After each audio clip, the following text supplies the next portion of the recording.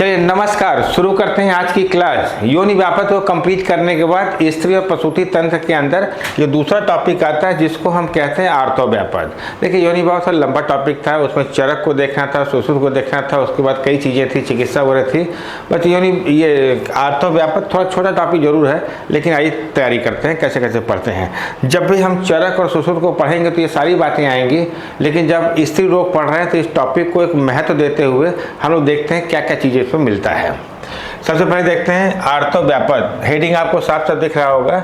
आर्तो के पर्याय को अगर देखें तो आपको पता होगा रज भी इसका पर्याय है, अश्रिक भी पर्याय है, शोणिक भी पर्याय है और बीज पुष्प आदि को भी इसके पर्याय के रूप में हम लोग देख लेते हैं।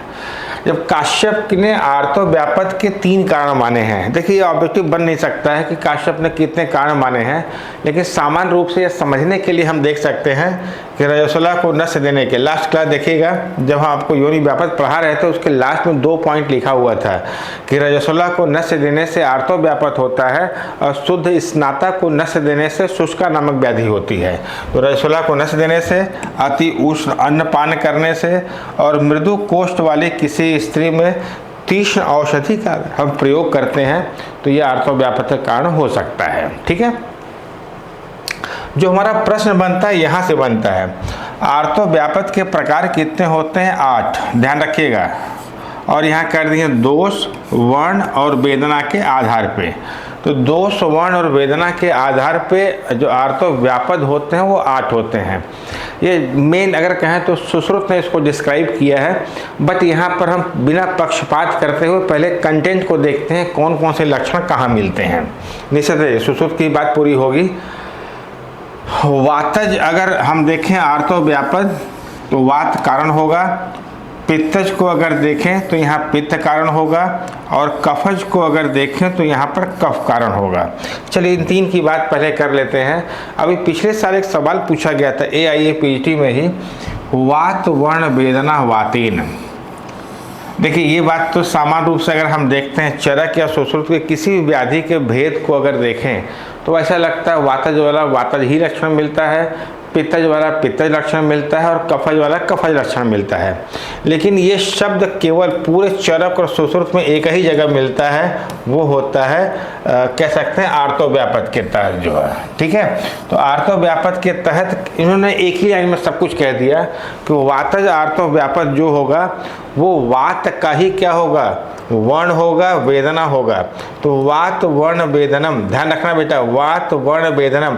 हालांकि सुश्रुत पढ़ाएंगे तो वहाँ ये बात आएगी, रिवाइज कर लेंगे, लेकिन वात वर्ण वेदना वातेन ये वातज आर्तो व्यापक होगा। पित्तज के लिए देखें तो पित्त वर्ण वेदना पित्तेन ये पित्तज योनि आर्तो व्यापक के लिए हो गया। और श्लेष्म वर्ण वेदनम ये श्लेष्म के लिए हो गया। तो तीनों चीज़ें वैसे ही लिखी हुई हैं जैसा हम आपके सामने दिखा रहे हैं, लेकिन ये बात देखिएगा कि वात वर्ण वेदनम वातेन, पित्त वर्ण वेदनम पित्तेन और कफ वर्ण वेदनम कफ श्लेष्म वर्ण वेदनम श्लेष्मणा, ये वातज पित्तज कफज किसके लिए है? ध्यान रखिएगा, आर्तो व्यापक के लिए। बिल्कुल ध्यान रखिएगा, जो लोग एग्जाम में सवाल गलत करके आए हैं वो अच्छा नहीं किए हैं। ठीक है, तो यहाँ इसको देख लीजिएगा। अब देखिए अगर इसके दूसरे फीचर को देखा जाए तो वात के लिए क्या कह रहे हैं? तनु है, रुक्ष है, फेनिल है, अरुण है, अल्पम, चिरात निशिचयित, मतलब आर्तो का देर में आना, ये वात के कारण होगा। ध्यान रखिएगा इसको। यही अगर हम पित्त को देखें तो कहते हैं पीतम अपिक्षिलम, पीतम होगा, अपिक्षिल होगा, नील होगा, दहती प्रवर्तते। तो इस फिगर को केवल हम अंडरलाइन कर लेते हैं और अपनी सुविधा के अनुसार देख लेते हैं कि यार ये तो पित्तज का ही लक्षण है। कफज में आते हैं तो क्या मिलता है? देखिए यहाँ एक सवाल मिलेगा, मज्ज उपसृष्टम। अगर कफज आर्तो व्यापक होगा तो मज्जा के साथ ये मिला रहेगा, विबद्धम होगा, किंचित मज्जती च अम्भसी। अगर उस आर्तो को हम पानी में डाल देते हैं तो आर्तो क्या होगा? पानी में थोड़ा डूबा हुआ महसूस करेगा। किंचित मज्जती अम्भसी। और वैसे भी कफज वाली जब बात आती है तो कहीं ना कहीं पानी में डूबने वाली ही बात आती है जो है। अब यहाँ आपको ध्यान रखना है कूड़प गंधी। अब असली कहानी यही शुरू होती है, आगे आइएगा। कूड़प गंधी को कहते हैं कूड़प गंधी। कूड़प गंधी क्या होगा? रक्त। इसका एक कारण पूछ लीजिएगा, बहुत पूछा गया। कूड़प कहते हैं मुर्दे, कुड़प गंधी मतलब मुर्दे के गंध के आने के समान, कई जगह मिलता है हम लोग को। कुड़प गंधी मुर्दे के गंध के समान जो गंध होता है वो हमको कहाँ मिलेगा? कुड़प गंधी। और उसमें कारण ध्यान रखना है बेटा, रक्त मिलता है जो है। कुड़प गंधी अन अल्पम च, आप देखिए आर्तो व्यापद है और रक्त ही कारण होगा। आर्तो व्यापद है और रक्त ही कारण होगा, तो निसंदेह आर्तो की मात्रा ज़्यादा होगी, क्योंकि आर्तो और रक्त में समानता बहुत है। तो यहाँ कुड़प गंधी किसके लिए होगा? रक्त के लिए होगा। कुड़प गंधी अनअल्पम च, अनअल्प बेटा बहुत इंपॉर्टेंट फीचर है, किसी भी तरह से इसको समझ लीजिएगा, गलत नहीं करेंगे एग्जाम में जब भी आएगा जो है। अल्प और अनल्प, इसको अगर समझ लेंगे तो गड़बड़ नहीं करेंगे। अनअल्प, अनअल्प मतलब ये आर्तों की मात्रा ज़्यादा होगी, और मात्रा ज़्यादा होगी तो रक्त के कारण होगा, और रक्त के कारण उत्पन्न होने वाला जो भी आर्तो व्यापक होगा इसको हम कुड़प गंधी कहते हैं। जब ग्रंथीभूत की अगर हम बात करें तो ग्रंथीभूत को थोड़ा समझिएगा। यहाँ पर ग्रंथीभूत जो आता है वो ये कहता है, देखिए ग्रंथि वाला बात कहीं भी आएगा पूरे आयुर्वेद में तो समझ लीजिएगा वहाँ दोष क्या होगा? श्लेष्म और वात होगा। श्लेष्म और वात, पित्त तो होगा ही नहीं। तो कहीं भी आपको मिलेगा, हम आपको चरक पढ़ाते समय या सुश्रुत पढ़ाते समय या कहीं भी जब ग्रंथि की बात होती है तो ग्रंथि में कौन आता है? श्लेष्म और वात। और इस बात को आप बहुत आराम से समझते भी हैं और हम बहुत आराम से आपको समझा भी देते हैं।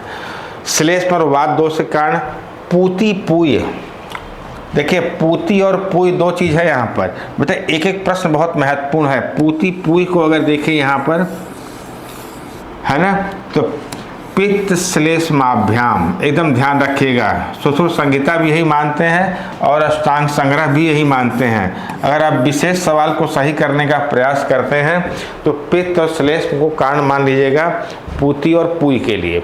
देखिए पूती गंध जो कहाँ से आता है? पित्त से आता है, और पूय कहाँ से आता है? कफ से आता है। तो अगर आप इस चीज़ को समझ गए होंगे तो बिल्कुल ध्यान रखिएगा। ये सुश्रुत संहिता में मिलता है और अष्टांग संग्रह में मिलता है, लेकिन बात अगर हम अष्टांग हृदय के कहें, सवाल सब यहीं से आता है। हल्ला मचता है कि अष्टांग हृदय से बहुत पूछ दिया गया था, बहुत पूछ दिया गया था। हालांकि अष्टांग हृदय आपको अलग से पढ़ाया जाएगा, लेकिन इन चीज़ों को ध्यान रखेंगे तो एक स्मार्ट तरीका होता है कि हमें केवल प्रश्न चाहिए कहाँ मिला था और वो किस नोट्स में कहाँ पर कैसे लिखा हुआ है। पित्त और श्लेष्म कौन मानता है? सुश्रुत और अष्टांग संग्रह। लेकिन रक्त और पित्त कौन मानता है? ये अष्टांग हृदय मानते हैं। निशान लगा लीजिएगा, आने वाला सवाल होगा, गड़बड़ नहीं करेंगे। जब क्षीण आर्तों की अगर हम बात करें, मतलब आर्तों क्षीणता आती है, देखिए आर्तों में अगर क्षीणता आएगी तो निसंदेह पित्त का रोल तो नहीं होगा, क्योंकि पित्त क्या होता है? रक्त के साथ जुड़ता है और रक्त का संबंध आर्तों से होता है। तो यहाँ पे पित्त नहीं है, देखिए क्या है, एक मिनट, क्षीण आर्तों में क्या होगा?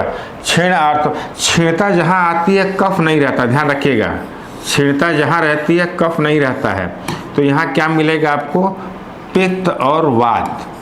पित्त और वात। कफ क्या रहता है? कफ जो है कंटेंट को बढ़ाता है, ध्यान रखिएगा। हम जो बोले तो शायद गलत था। पित्त क्या, कफ क्या करता है? कंटेंट को बढ़ाता है। और अगर क्षीणता मिलती है तो निसंदेह वहाँ पर क्या होगा? कफ नहीं होगा। अगर कफ नहीं होगा तो क्या होगा? पित्त और वात होगा। मूत्र पुरीस गंधी, ये कौन सा मिलता है? सन्निपातज मिलता है। मूत्र पुरीस गंधी किस में आता है? ये आपको सन्निपातज में मिलता है। तो ये सब बड़े बेसिक प्रश्न है जिसको आप समझते हैं, तो ध्यान रखिएगा। एक बार फिर हम बोल दे रहे हैं, वात के कारण वात वर्ण वेदनम वातेन, पित्त के कारण पित्त वर्ण वेदनम पित्तेन, कफ के कारण श्लेष्म वर्ण वेदनम श्लेष्मा, मज्ज उपशिष्टम और किंचित मज्जति अम्बस। कुड़प गंधी के लिए आपको रक्त मिलता है और अनल्पम च, ध्यान रखिएगा, कुड़प गंधी तो रहेगा ही।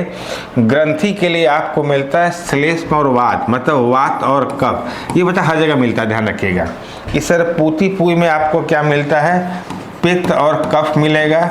और अगर यहीं क्षीण आर्तों में आते हैं तो पित्त और वात मिलता है। और मूत्र पुरीस गंधी में क्या होगा? सन्निपातज होगा। अगर हम इसके उपद्रव को देखें तो यहाँ देखिए अबीजम भवती, है ना। अगर आर्तों में कोई व्यापद है तो निसंदेह क्या होगा, बीज की उत्पत्ति नहीं होगी, इससे गर्भाधान नहीं होगा।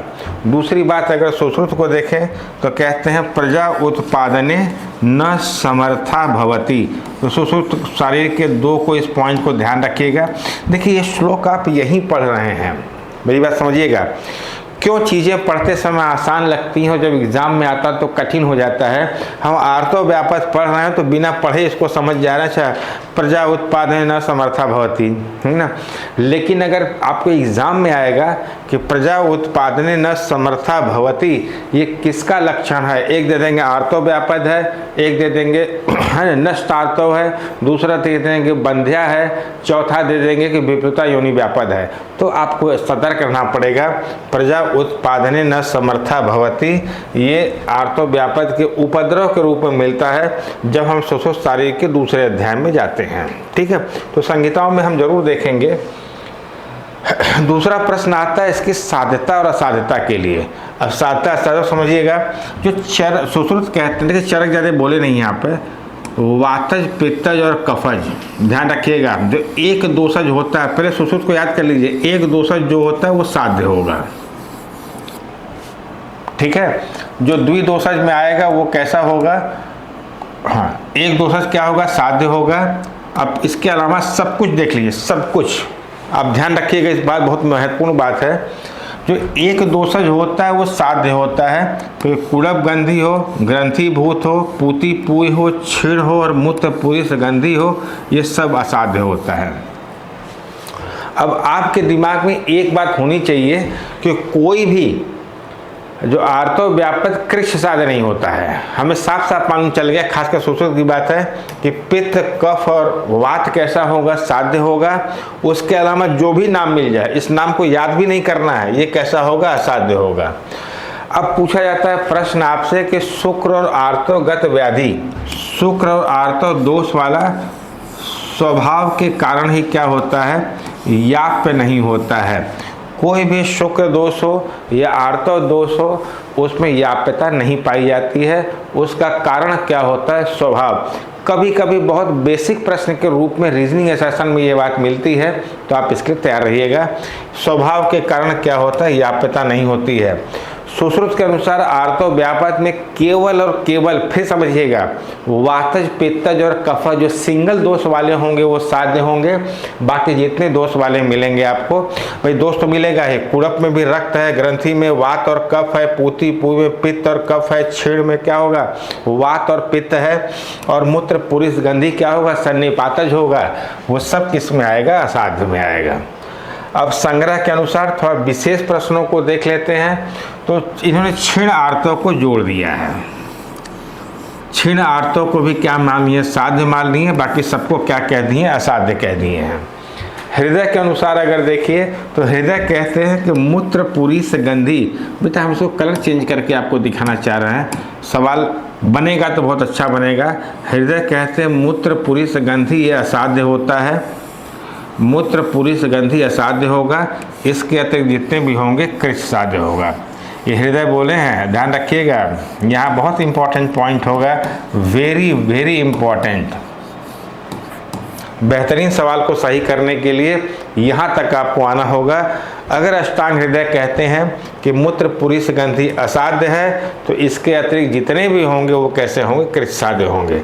जब हम यहाँ बात सुश्रुत की लिखी हुई है, सुश्रुत किसी को भी कृष्ण साध्य नहीं बोले हैं, लेकिन अष्टांग हृदय जो है मूत्र पूरी सुगंधी को असाध्य कहने के बाद, मतलब हृदय कहते हैं कि मूत्र पूरी सुगंधी सन्निपातज है, मूत्र पूरी सन्निपातज होगा, उसके अलावा जो भी होगा वो कैसा होगा, कृष्ण साध्य होगा। ठीक है, अब हम बात करते हैं हारित को। हारित को यहाँ देखिएगा, हारित का प्रश्न बहुत महत्वपूर्ण, बहुत ही फेमस है, ध्यान रख, बहुत फेमस है इनका प्रश्न।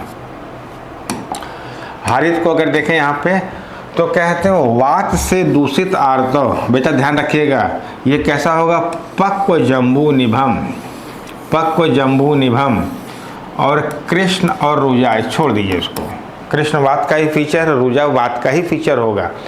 ये पक्व जम्बू निभम बहुत बार पूछा गया सवाल है। ये वात से दूषित आर्तों का लक्षण होगा। अगर पित्त से दूषित की अगर हम बात करते हैं तो पित्त दूषित में आपको जपा कुसुम संकासम, जपा कुसुम संकासम, कुसुम्भ रस निभम, ठीक है, जितने फूल पत्ती के नाम आ रहे हैं, जपा कुसुम संकासम हो या कुसुम रस निभम हो, दाह और शोष तो होगा ही। हमें ऐसा मूत्र कृष्ण को थोड़ा सा हाईलाइट कर लेना चाहिए यहाँ पर, है ना। सवाल बनाने वाले भी उत्सुक रहते हैं, वो पूछ देंगे मूत्र कृष्ण, तो क्या आर्तो और मूत्र कृष्ण, आर्तो व स्रोतस और मूत्र व स्रोतस बड़ा कनेक्टेड है आपस में, तो इसलिए ध्यान रखिएगा।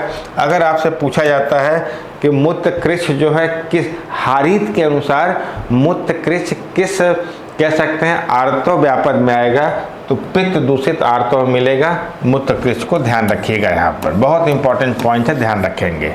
अब हम बात करते हैं कफज के लिए, तो मूत्र अवरोध मिलेगा। आप समझ सकते हैं ये प्रश्न कितना महत्वपूर्ण होगा। मालूम बहुत से प्रश्न ऐसे होते हैं कि पढ़ते समय समझ में नहीं आते हैं, लेकिन वही जब एग्ज़ाम में आते हैं तो उसको दसों साल तक याद किया जाता है कि ये सवाल पूछा गया है। मूत्र अवरोधनम कफ मिलेगा और मूत्र कृष्ण कहाँ मिलेगा, ये पित्त दूषित आर्तो के लक्षण मिलेगा, और आचार्य का नाम क्या होगा, हारीत। ठीक है, आइए देखते हैं अरिष्ट लक्षण। हारीत साफ साफ बोल दें इसके अरिष्ट, ये भी ध्यान रखिएगा। एक बार सवाल पूछा गया था ज्वर से युक्त, बेटा आचार्य का नाम नहीं दिया गया था, आचार्य का नाम आपको खोजना पड़ेगा। जब आपकी तैयारी इस लेवल तक हो जाएगी कि आचार्य का नाम दे चाहे न दे, तो समझ लीजिएगा कि आपकी तैयारी बहुत बेहतरीन है। जब आप उस प्रश्न तक पहुंच गए होंगे जो एग्ज़ाम में पूछा गया है, पूछा गया था ज्वर से युक्त आर्तो व्यापक कैसा होता है, ज्वर से युक्त आर्तो व्यापक अरिष्ट का लक्षण ध्यान रखिएगा। बाकी आप पूर्ण दिवस समझ सकते हैं, आर्तो का जो समय आता है वो समय पूरा न हो उसके पहले ही आर्तो की प्रवृत्ति हो जाए, तो अपूर्ण दिवस में पुष्प दर्शन भी ध्यान रखेंगे, और लगातार रक्त का स्राव होता रहता है, निश्चित रूप से अर्थ होगा। अब आपसे पूछा जाए कि हारीत के अनुसार आर्तो कौन सा आर्तो व्यापक असाध्य होता है ना, किसके साथ, ज्वर दे दिया, शोष दे दिया, प्रमेह दिया, वात व्याधि दिया, तो आपको सतर्क रहना पड़ेगा कि ज्वर से युक्त अपूर्ण दिवस वाला आर्तो व्यापक कैसा होगा, असाध्य होगा।